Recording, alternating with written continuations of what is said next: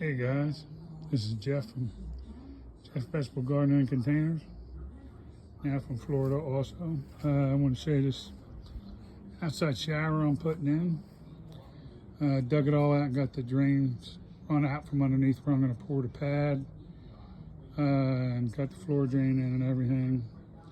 Everything's staked down ready for concrete with an expansion joint. And then this, like I said, will 45 over here and then here and then run. It'll come from right here, sorry about that, right across the yard on a 45 and then angle right back there, and we'll go back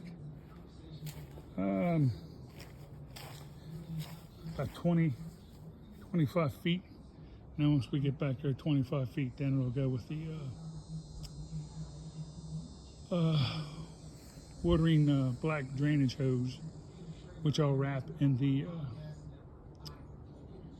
weed-free gardening stuff too, to keep it from anything from growing inside it. So whenever we get a shower or a training, it'll fill back there and fill all these fruit trees up and everything else putting in for free. But it's main thing just getting a hold of it. And then you can see this drain line coming off this gutter here.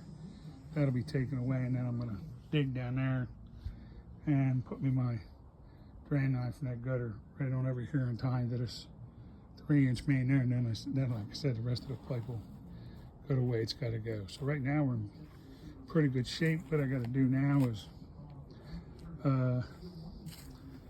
backfill the hole, get it to where I want it at the bottom of the pad, get it where I'm going to be at the bottom of the form, excuse me, get it where I want it to be. And then once I'm to that point, I got some stone I'm going to put in there, and then I've already got the 10 bags of concrete. So we'll stone it up, and then we'll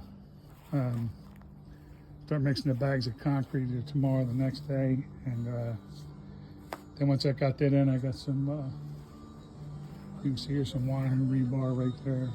Some fancy stuff that'll be fun because it's high stress concrete I got anyway. So we should be in pretty good shape. Otherwise, we'll put that in like halfway through the pour to make sure everything's where we want it to be and settled. And just a little tough, but it took me a lot longer. It would have been harder to dig out in the clay soil up north and stuff like that. The only difference is down here in sand. As you know, sand shifts, and when you're trying to form it up and you're trying to run the pipes and everything, you're like, oh, I got it right where I wanted it. And then not that much longer after that, you're like, oh crap, now it's moved again, you know, because the sand shifts all the time.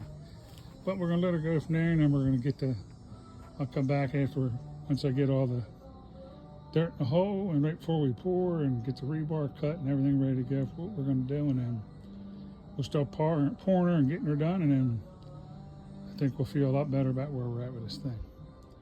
All right, guys, I'm gonna let you go from there, and we'll be back in a couple days checking in. Thanks.